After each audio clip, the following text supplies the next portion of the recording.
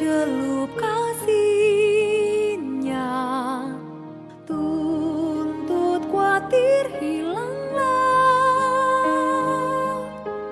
Kasihnya naungi tiasa, padanya aku lenyap. Bila pandang wajah-Mu mulia, tak kepalang mesranya. Ku tak tahan jatuh cinta, lekat lebur tak pisah. Saat tercelup kasihnya, tuntut khawatir hilanglah. Kasihnya naungi tiasa, padanya aku lenyap. Tinggal dalam kasih Tuhan, saling bersekutuan, tertambat oleh kasihnya, erat padu selamanya. Kasihnya ngitari kita, saling sayang mesralah. Dalam kasih hidup sama, semua hati lekat besar. Tinggal dalam kasih Tuhan, saling bersekutuan, tertambat oleh kasihnya, erat padu selamanya.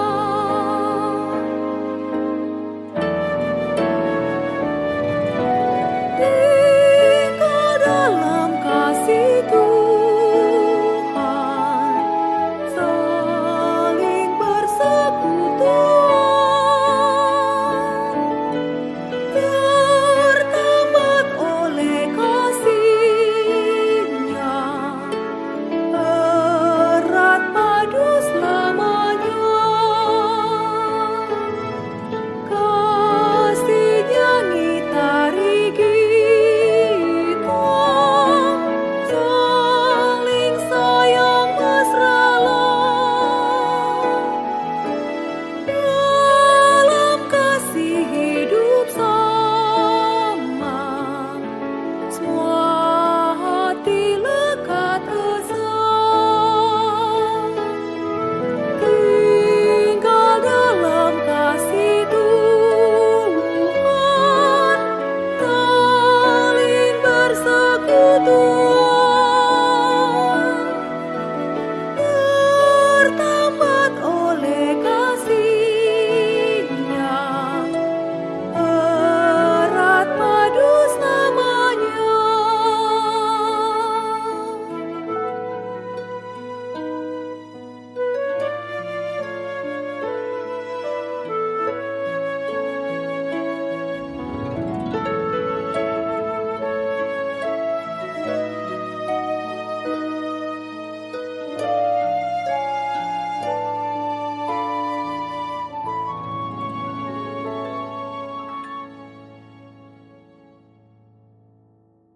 Kebenaran yang beraspek 2. Pembacaan Alkitab, Filipi pasal 2 ayat 12 sampai dengan 18. Saudara-saudaraku yang terkasih, kamu senantiasa taat. Karena itu, tetaplah kerjakan keselamatanmu dengan takut dan gentar, bukan saja seperti waktu aku masih hadir, tetapi terlebih lagi sekarang, waktu aku tidak hadir. Karena Allah lah yang mengerjakan dalam kamu baik kemauan maupun pekerjaan menurut kerelaannya. Lakukanlah segala sesuatu tanpa bersungut-sungut dan berbantah-bantahan, supaya kamu tidak beraib dan tidak bernoda, sebagai anak-anak Allah yang tidak bercela di tengah-tengah orang yang jahat dan sesat ini, sehingga kamu bercahaya di antara mereka seperti bintang-bintang di dunia, sambil berpegang pada firman kehidupan, agar dapat bermegah pada hari Kristus bahwa aku tidak percuma berlomba dan tidak percuma bersusah-susah. Tetapi sekalipun darahku dicurahkan pada kurban dan ibadah imanmu, aku bersukacita, dan aku bersukacita dengan kamu sekalian. Dan kamu juga harus bersukacita demikian, dan bersukacitalah dengan aku. Kita tahu bahwa surat Filipi ditulis oleh Paulus di penjara. Di penjara, Paulus tidak hanya menulis surat Filipi, juga menulis surat Efesus dan surat Kolose. Ketiga surat kiriman yang ia tulis memiliki titik beratnya masing-masing. Surat Efesus membicarakan gereja adalah tubuh Kristus. Surat Kolose membicarakan bagaimana Kristus di dalam gereja. Surat Filipi tidak membicarakan kebenaran yang dalam seperti surat Efesus dan surat Kolose, tetapi menitik beratkan satu perkara, yaitu secara garis besar menghendaki mereka tidak berselisih. Filipi pasal 4 ayat 2 mengatakan, Eudia kunasihati dan Sintike kunasihati, supaya sehati sepikir dalam Tuhan. Karena dua saudari yang menjadi pekerja ini tidak rukun, maka Paulus secara khusus menganjuri mereka. Surat Paulus khusus membicarakan hal rendah hati, rukun, saling mengasihi. Boleh dikatakan, surat Filipi adalah penjelasan dari 1 Korintus pasal 13 ayat 1. Paulus menganjuri orang-orang Filipi supaya dengan rendah hati seorang menganggap yang lain lebih utama daripada diri sendiri. Janganlah tiap-tiap orang hanya memperhatikan kepentingannya sendiri, tetapi kepentingan orang lain juga. Kemudian membicarakan bagaimana Tuhan mengosongkan dirinya sendiri, bagaimana mengambil rupa seorang hamba dan menjadi sama dengan manusia, bagaimana merendahkan dirinya dan taat sampai mati, bahkan sampai mati di atas salib. Paulus memberitahu mereka bahwa inilah pikiran yang terdapat dalam Kristus. Sebab itu, ia menasihati mereka agar menaruh pikiran dan perasaan yang terdapat dalam Kristus Yesus. Tetapi segera terjadi satu kesulitan, meskipun mereka berniat demikian, namun tidak bisa melakukannya. Mendengar bukan berarti melakukan. Rasul Paulus membicarakan bagaimana Tuhan merendahkan hati, sengaja merendahkan dirinya dan taat sampai mati. Ini adalah satu hal yang sangat tinggi. Mungkin dua saudari itu berpikir, apakah mereka dapat melakukan perkara yang setinggi ini? Lalu Paulus memberitahu mereka bagaimana bisa melakukannya. Inilah yang dibicarakan dalam ayat 12 sampai dengan 18. Ayat 12 mengatakan, Saudara-saudaraku yang terkasih, kamu senantiasa taat. Karena itu, tetaplah kerjakan keselamatanmu dengan takut dan gentar, bukan saja seperti waktu aku masih hadir, tetapi terlebih lagi sekarang, waktu aku tidak hadir. Saudara-saudaraku adalah sebutan yang sering dipakai Paulus ketika ingin membicarakan suatu perkataan yang sangat penting. Kalau dia menyebut demikian, perkataan selanjutnya pasti merupakan perkara yang penting. Kamu senantiasa taat. Karena itulah, tetaplah kerjakan keselamatanmu dengan takut dan gentar, bukan saja seperti waktu aku masih hadir, tetapi terlebih lagi sekarang, waktu aku tidak hadir. Apa maksud perkataan ini? Maksud Paulus, dulu ketika aku memberitakan Injil di antara kamu, kamu senantiasa taat kepadaku. Sekarang ada masalah, kamu harus lebih taat kepadaku. Bukan saja ketika aku memberitakan Injil di antara kamu, tidak saja ketika ada aku sebagai teladan di antara kamu, tidak saja ketika kamu berkontak dengan aku, sekarang pun masih perlu taat kepadaku. Sebab itu, dalam perkataan ini meliputi 3 hal. Pertama, ketika aku hadir di antara kamu, kamu taat kepadaku karena aku berkontak dengan kamu. Kedua, sekarang aku tidak hadir di antara kamu, kamu harus lebih taat kepadaku. Karena aku tidak hadir, maka aku semakin sungguh-sungguh menyerahkan kamu kepada Allah. Ketiga, sekarang masih ada satu perkara lagi yang harus kamu taati, yaitu mengerjakan keselamatanmu dengan takut dan gentar. Kita harus membaca berkali-kali kalimat, tetaplah kerjakan keselamatanmu dengan takut dan gentar. Takut boleh diterjemahkan menjadi takwa. Takwa adalah terhadap Allah. Takut adalah terhadap diri sendiri. Di satu pihak, terhadap Allah harus takwa.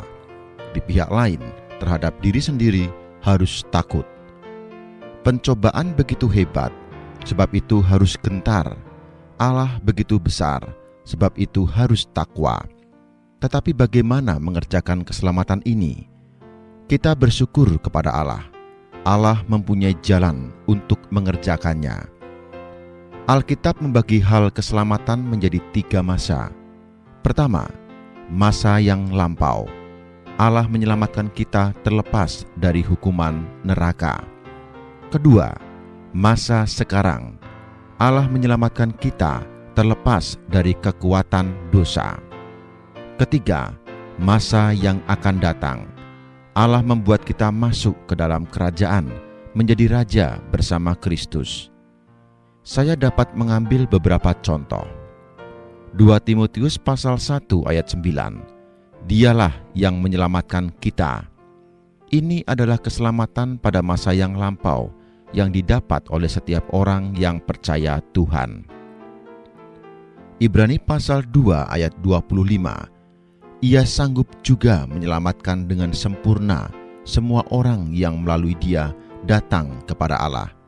Ini adalah keselamatan pada masa kini yang diperoleh pada hari ini. Ibrani pasal 9 ayat 28. Demikian pula Kristus hanya 1 kali saja mengorbankan dirinya untuk menanggung dosa banyak orang.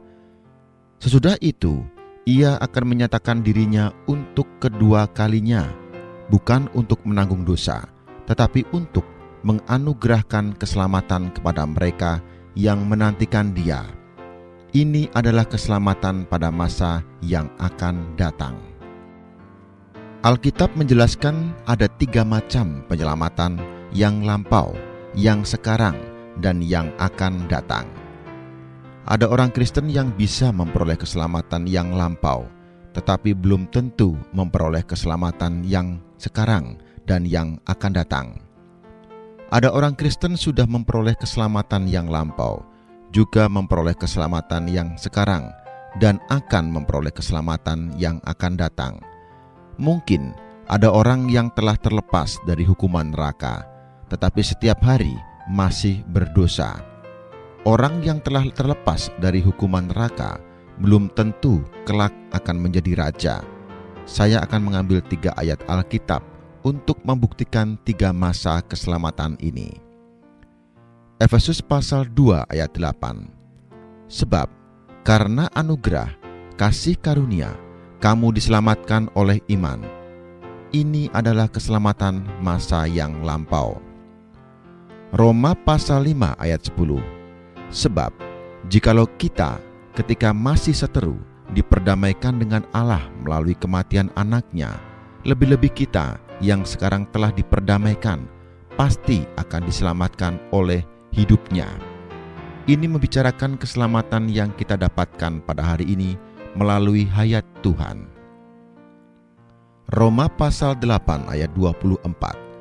Sebab kita diselamatkan dalam pengharapan. Ini adalah keselamatan masa yang akan datang. Kita bersyukur kepada Allah bahwa kita telah beroleh selamat. Tetapi masih ada 2 keselamatan yang belum rampung. Sebab itu, kita harus menuntutnya. Ada orang mengira dirinya belum beroleh selamat. Kita memberitahu dia bahwa begitu seseorang percaya kepada Tuhan, ia pasti mendapatkan keselamatan. Ini mengacu kepada terlepas dari hukuman neraka. Kita sudah diselamatkan, tetapi masih perlu terlepas dari kekuatan dosa, masih perlu menuntut kemuliaan kerajaan yang akan datang. Sebab itu, kita harus mengerjakan keselamatan dengan takut dan gentar. D.L. Moody adalah seorang penginjil yang hebat, pandai sekali menyelamatkan orang. Tetapi ia berkata, "Dalam seumur hidupku, tidak pernah melihat orang yang malas yang bisa beroleh selamat." Jika demikian, orang yang ingin terlepas dari hukuman neraka, kalau ia malas, ia tidak bisa mendapatkannya. Itulah sebabnya dikatakan, "Bangunlah, hai kamu yang tidur, dan bangkitlah dari antara orang mati, dan Kristus akan bercahaya atas kamu." Efesus pasal 5 ayat 14. Beberapa minggu yang lalu, saya banyak mengatakan bahwa kita tidak bisa berbuat apa-apa. Kalau kita melakukannya, malah menderita. Asal kita mau takluk, mau percaya, semuanya dikerjakan Kristus bagi kita. Tetapi setelah mendengarkan yang setengah ini, masih ada setengah lagi. Mengerjakan keselamatan kita dengan takut dan gentar yang menjadi tanggung jawab kita. Kalau kita tidak melakukan keselamatan ini, berarti menyimpang. Memang, Kristus sudah mati bagi kita, sudah berdarah bagi kita, sudah bangkit dan naik ke surga bagi kita. Lalu ada sebagian orang mengira, kalau begitu cukup menyembah saja, kemudian menjadi sangat pasif, merasa tidak perlu berdoa, tidak perlu membaca Alkitab, juga tidak perlu mempersembahkan diri. Tetapi kita harus tahu, karena Allah sudah mengerjakan semuanya, maka aku harus lebih gairah. Karena Allah sudah mengerjakan semuanya, maka aku harus mengerjakan keselamatanku. Bagaimana cara mengerjakan keselamatan kita? Ayat selanjutnya memberitahu kita tentang hal ini. Ayat 13. Karena Allah lah yang mengerjakan di dalam kamu, baik kemauan maupun pekerjaan menurut kerelaannya. Filipi pasal 2 ayat 12 dan 13 boleh dikatakan adalah dua aspek kebenaran yang sangat mulia yang mencakup semuanya. Kalau melihat ayat yang di atas, kita mengira semuanya harus kita kerjakan sendiri. Kalau melihat ayat yang di bawah, semuanya dikerjakan oleh Allah. Di satu aspek, kita harus mengerjakannya. Di aspek lain, Allah yang akan mengerjakannya. Ini bukan berlawanan, tetapi selaras. Ayat 12 mengatakan kita harus mengerjakannya. Ayat 13 mengatakan Allah bekerja supaya kita dapat melakukan apa yang seharusnya kita kerjakan. Dua ayat Alkitab ini menjelaskan dua aspek kebenaran yang sangat penting dalam Alkitab. Kita nampak dalam Alkitab, di satu pihak ada banyak perintah Allah yang serius. Allah memerintahkan kita berbuat ini, berbuat itu. Sepertinya Allah menaruh satu beban yang sulit untuk kita pikul. Kita tidak mampu memikul, mengangkat kaki saja terasa sulit, seperti tertindih sampai tak berkutik sama sekali. Di pihak lain, ada banyak janji Allah yang menjanjikan ini dikerjakan oleh Allah, itu dikerjakan oleh Allah. Semuanya adalah anugerah Allah, semuanya adalah pekerjaan Allah. Sepertinya kita tidak perlu melakukan apa-apa. Ada orang karena tidak mengerti dua aspek kebenaran ini, ia menjadi berat sebelah. Ada orang mengira semuanya berhubungan dengan perintah Allah, harus dilakukan oleh dirinya sendiri, lalu melihat perintah Allah sebagai beban yang berat. Mau dipikul, tidak kuat, tidak dipikul, merasa berat. Sehingga seperti tertindih sampai tidak bisa berkutik sama sekali. Ada orang lagi mengira semuanya adalah anugerah Allah, semuanya adalah pekerjaan Allah, semuanya dikerjakan oleh Allah. Manusia sama sekali tidak perlu menanggung apa-apa, lalu menjadi kendor. Orang yang berat sebelah, tak peduli berat sebelah ke aspek yang mana, menghadapi satu bahaya, yaitu mereka tidak bisa melaksanakan perintah Alkitab, juga tidak bisa mendapatkan janji Alkitab. Kebenaran Allah mementingkan keduanya. Allah bekerja di batin kita, kita bekerja di lahir, mengerjakan apa yang telah Allah kerjakan di batin kita. Kalau hanya Allah yang bekerja di batin kita, tetapi kita tidak mengerjakan di lahir, maka kita tidak mendapatkan apa-apa.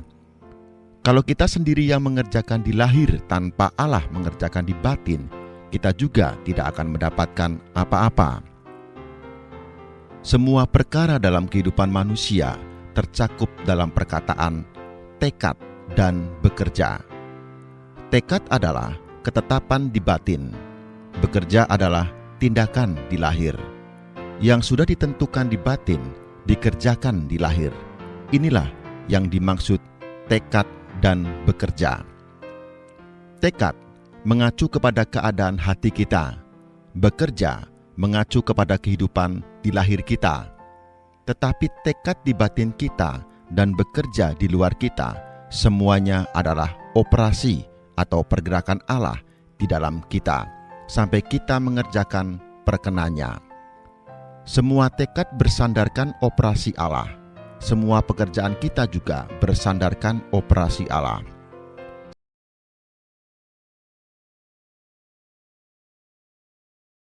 Pas kamu puasa, sel tubuh kamu bisa makan dirinya sendiri. Tapi ini justru bikin sehat.